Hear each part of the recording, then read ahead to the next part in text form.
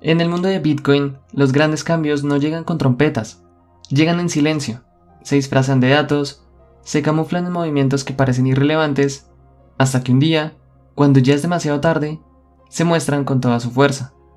Y cuando eso ocurre, la mayoría ya no tiene tiempo de reaccionar. Hoy estamos presenciando uno de esos momentos, un punto de inflexión que no tiene titulares, pero que está a punto de desencadenar algo que muy pocos están preparados para enfrentar. Un shock de oferta, una contracción silenciosa que puede transformar la dinámica entera del mercado. Pero antes de entender por qué este momento es tan crítico, hay que entender qué es realmente un shock de oferta y por qué está comenzando a retumbar en las entrañas de la blockchain. Un shock de oferta sucede cuando la disponibilidad de un activo limitado se reduce de manera abrupta, mientras la demanda se mantiene o crece. En la economía tradicional, esto dispara el precio, no lentamente, sino de una manera impredecible, como un resorte que se tensa hasta que no puede contener más presión. Bitcoin, con su tope de 21 millones y su diseño deflacionario, es especialmente vulnerable a este fenómeno. Y ahora, después de 15 años de maduración progresiva, está entrando en su fase más restringida. A mediados de este 2025, la cantidad total de Bitcoin minado supera los 19.7 millones, pero esa cifra es engañosa. No todos están en circulación. Analistas estiman que más de 3 millones de Bitcoin están perdidos para siempre. Llaves olvidadas, discos duros desechados, monederos inaccesibles desde los primeros años. Si se restan esos, la verdadera oferta máxima ronda los 18 millones. Pero incluso esa cifra se está reduciendo a un ritmo cada vez más acelerado. Según datos de Glassnode y CryptoQuant, la cantidad de Bitcoin almacenada en exchanges centralizados ha caído a su punto más bajo en casi 5 años, poco menos de 2.3 millones de Bitcoin. Esto equivale a menos del 11% del suministro total y sigue descendiendo. Cada semana, más Bitcoin se retira de almacenamiento en frío, se envía a monederos autocustodios o se bloquean tesorerías institucionales y custodios de ETFs. ¿Por qué eso importa? Porque los exchanges son donde vive la liquidez. Cuando alguien quiere comprar Bitcoin, usualmente acude a un exchange. Pero si cada vez hay menos monedas esperando a ser vendidas, entonces incluso una ola moderada de demanda nueva puede voltear el equilibrio. En otras palabras, la diferencia entre el precio que usted espera pagar y el precio real puede tornarse brutal. Los compradores se apresuran por listados escasos, los muros de venta desaparecen y el precio no sube con calma, salta, violento, imparable. Y esto no es un escenario hipotético, los números ya lo confirman. Durante los últimos meses, las retiradas sostenidas de Coinbase, Binance y Kraken han marcado una tendencia que pocos están mirando con atención. En la primera semana de junio de 2025, las carteras de ballenas acumularon más de 79.000 bitcoins en solo 7 días, un volumen valorado en más de 500 millones de dólares. Eso es una aspiradora encendida a máxima potencia, algo que históricamente solo se veía en los picos de euforia alcista. Pero aquí está la paradoja. Ahora mismo no estamos en un pico de euforia, estamos en lo que parece una consolidación, un momento casi aburrido donde muchos piensan que nada pasa. Y es precisamente ese silencio lo que hace que este punto sea tan peligroso. Históricamente, los movimientos más explosivos de Bitcoin ocurren cuando el público está distraído, cuando nadie presta atención, mientras la presión se acumula bajo la superficie, como un dique que se llena en silencio hasta que un día revienta. Con la última reducción a la mitad, la emisión diaria se redujo a menos de 450 bitcoins. Mientras tanto, los ETFs, los fondos soberanos y los inversores minoristas están absorbiendo varias veces esa cantidad cada día. Algunos analistas calculan que por cada nuevo bitcoin minado, la demanda institucional absorbe de 4 a 6 veces ese volumen. La brecha se ensancha, y esa brecha es la antesala de un escenario donde Bitcoin no solo se vuelve difícil de adquirir en teoría, sino imposible en la práctica. Sí, usted todavía puede comprar Bitcoin, pero ¿cuánto podrá comprar? ¿A qué precio? ¿Y quién estará dispuesto a vendérselo cuando la oferta efectiva se seque por completo? Esas preguntas van a definir los próximos meses. Y a diferencia de ciclos anteriores, esta vez las reglas no son las mismas. Ahora hay instituciones, gobiernos que observan, ballenas con convicción y paciencia más que nunca. No estamos viendo un capítulo cualquiera en la historia de Bitcoin. Estamos presenciando el acto inicial de un cambio estructural en cómo se mueve este activo.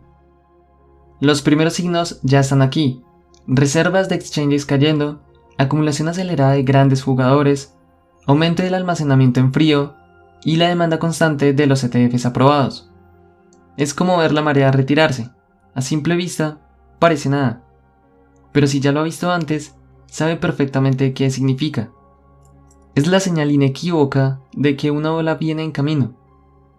Un shock de oferta no es un sí, es un cuándo. Y si uno sabe dónde mirar, puede escuchar los temblores antes de que todos los demás despierten.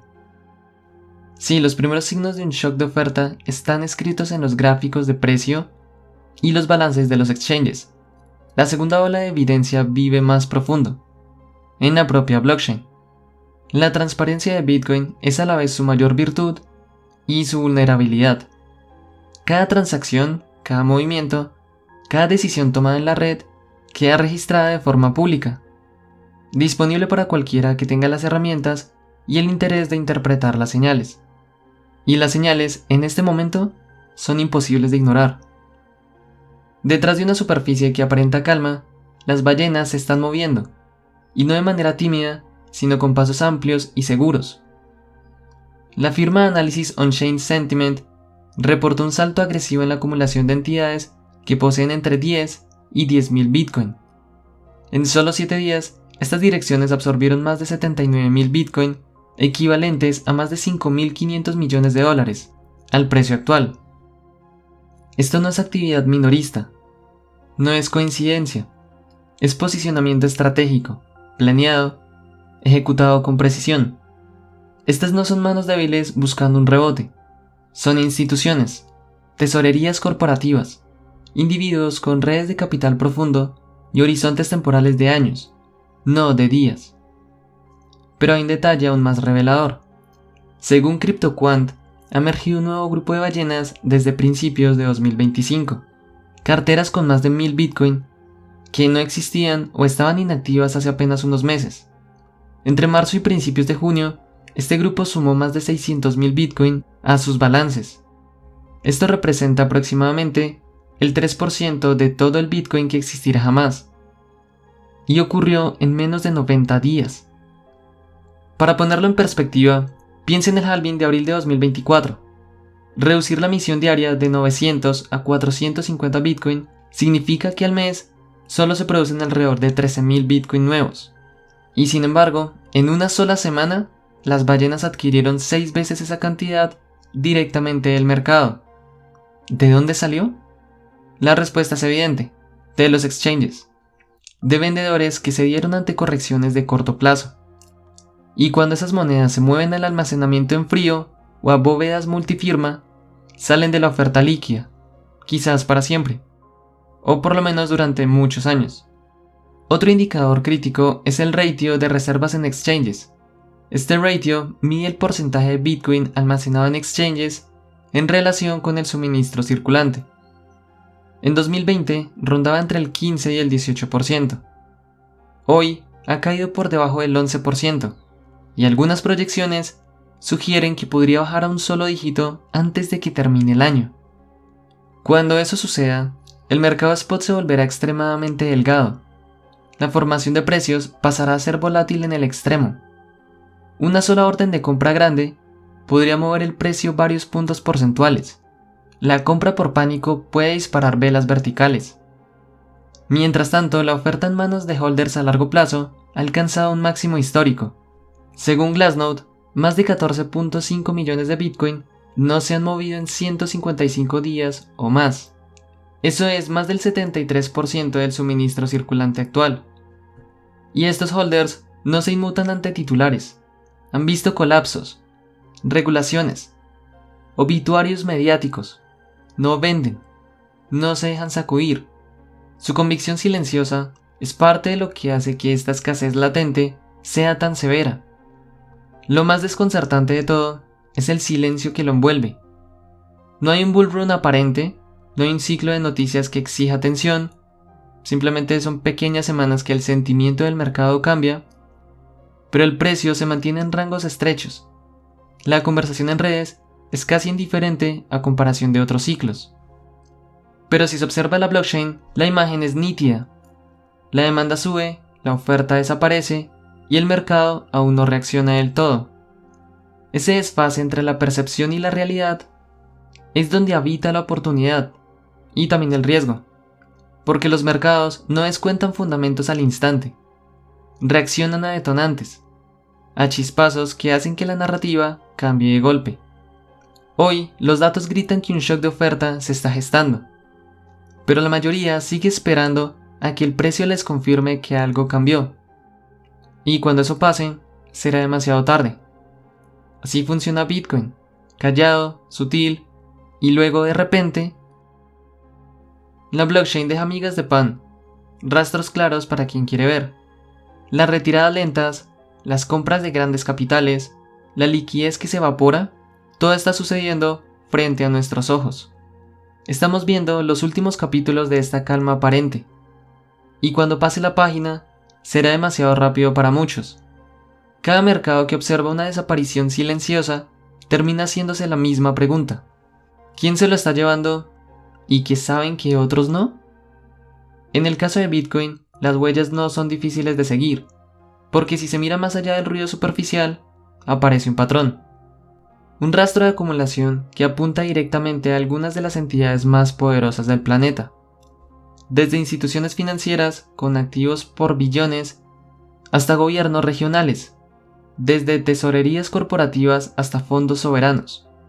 La demanda de Bitcoin ya no es una curiosidad marginal, se ha convertido en un imperativo estratégico. Y todo esto está ocurriendo en silencio. Estos fondos no compran derivados, no apuestan con papel, compran Bitcoin real, lo retiran del mercado, lo almacenan en frío, posiblemente por décadas, y el flujo de entrada ha sido incesante.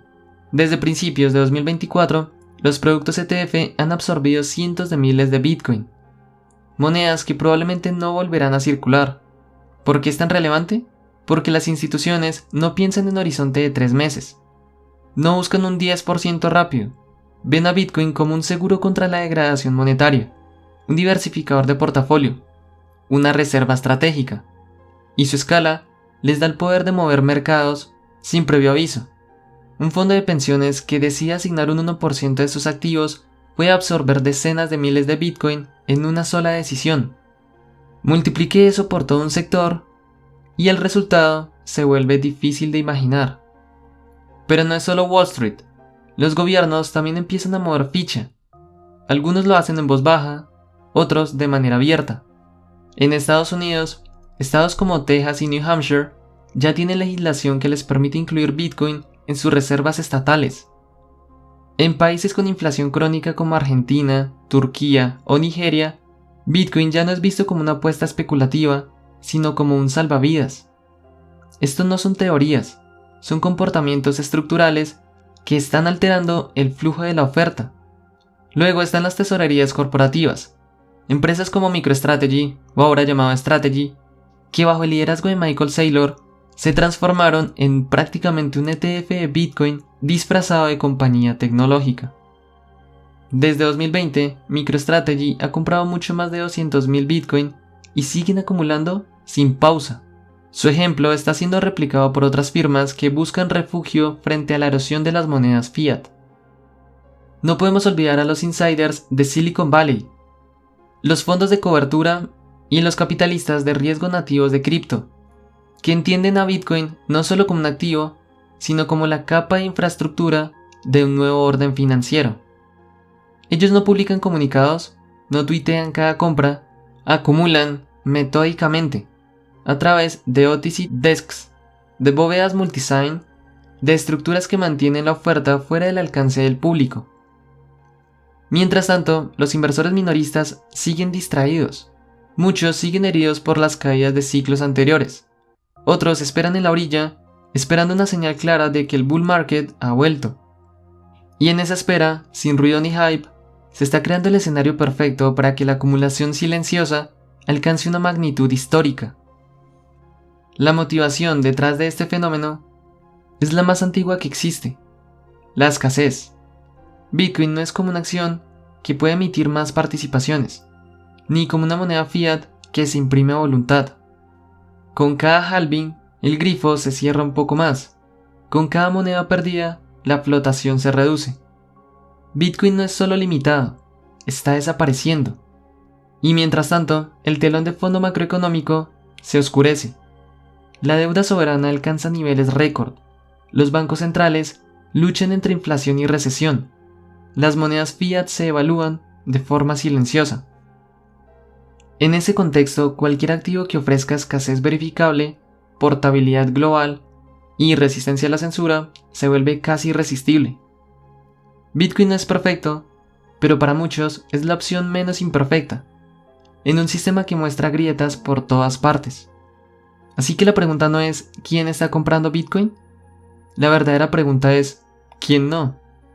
Y a medida que la oferta disponible se concentra en manos de quienes no piensan vender, la respuesta a esa pregunta se volverá dolorosamente obvia, no en los titulares, sino en el precio. Estamos presenciando una revolución silenciosa. Las mismas instituciones que antes se burlaban de Bitcoin, hoy se posicionan antes de que la multitud llegue. No lo hacen gritando, no buscan aplausos, acumulan en la penumbra. Y cuando llegue el punto de quiebre, el resto despertará para descubrir que las estanterías ya están vacías. Todo mercado tiene un momento límite, un instante en que la estructura interna ya no soporta más presión. En Bitcoin, esa presión viene de todos los frentes: las reservas decrecientes, la acumulación institucional, los holders inquebrantables y la misión que se contrae bloque a bloque. Cuando todas estas fuerzas convergen, no producen un ascenso gradual, producen un chasquido, un salto, un shock de oferta. Por eso es muy probable que Bitcoin continúe marcando máximo histórico tras máximo histórico, uno detrás de otro. Las señales ya están aquí, a la vista de quien quiera mirar. La emisión diaria de Bitcoin es de apenas 450. Mientras tanto, ETFs como BlackRock's iShares Bitcoin Trust compran más de 2000 Bitcoin cada semana. Multiplique eso por los demás fondos, por los acumuladores soberanos, por los grandes patrimonios, y la magnitud del desequilibrio se vuelve abrumadora. Hay más demanda ahora que la que el protocolo puede abastecer, y esa diferencia no la están cubriendo traders, la están cubriendo estantes vacíos. Cuando la oferta se seca, las cosas extrañas suceden al precio. No sube, brinca, al principio lentamente, luego violento. El libro de órdenes se adelgaza, la liquidez desaparece. Una orden de $1.000.000 puede empujar el precio cientos de dólares en un instante. Esto no es una hipótesis, ya lo vimos antes. En 2020, cuando PayPal anunció soporte para Bitcoin y Strategy empezó su acumulación masiva, Bitcoin pasó de $10.000 a $40.000 en semanas. En 2021, Tesla encendió otro saldo de $20.000 en días. Pero en esos momentos había titulares, narrativas, euforia pública. Lo que se aproxima ahora es más peligroso, porque esta vez la construcción es silenciosa. Aquí es donde la psicología entra en juego.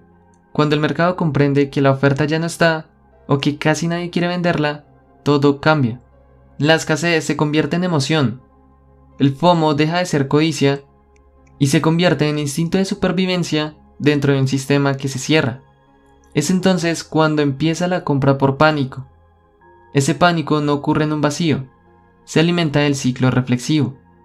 Precio sube, llega la atención, llegan los titulares, llegan los nuevos compradores, aumenta la demanda, la oferta sigue disminuyendo, el precio sube más, y así una y otra vez, hasta que la razón se apaga. La gente ya no pregunta ¿vale la pena? Pregunta ¿cómo consigo algo antes de que se acabe? Y mientras tanto, los holders de largo plazo permanecen inmóviles, no venden, no tienen prisa. Para ellos, cada nuevo máximo histórico no es una invitación a salir, es una confirmación. Su oferta no vuelve. Es más, muchos redoblan su posición. Y así comienza el clásico squeeze de Bitcoin. Una demanda abrumadora, una oferta que se evapora y un precio que se convierte en un trazo vertical. Pero cada cohete necesita combustible, y en Bitcoin ese combustible es la liquidez. Cuando el fervor inicial se consume y los compradores dudan, puede venir un parón. El riesgo no está en el shock, está en la reacción posterior. Si el precio sube demasiado rápido, atrae correcciones, especuladores apalancados, shorts oportunistas. Y cuando llega la corrección, suele ser brutal. Por eso los jugadores veteranos no persiguen fuegos artificiales, se preparan antes del shock, acumulan en la quietud, porque saben que cuando empiece el espectáculo, la mayoría de los asientos baratos ya estarán ocupados. Lo que estamos viendo no es un simple evento de mercado, es un cambio cultural. Cuando la gente comprende que un activo está desapareciendo, no lo comercian, lo protegen. Ya no preguntan qué cuesta, preguntan cómo retenerlo. Bitcoin deja de ser una inversión, se convierte en un refugio. El shock que viene no es un eslogan de marketing, es la consecuencia inevitable de la matemática encontrando a la psicología. Cuando ambas convergen, el mercado se mueve rápido. Y cuando se pregunte por qué no lo vio venir, recuerde esto: la oportunidad no avisa, se presenta en silencio. Y cuando todo el polvo se asiente, la historia solo hará una pregunta: ¿usted fue de los que llegó temprano o de los que llegaron tarde?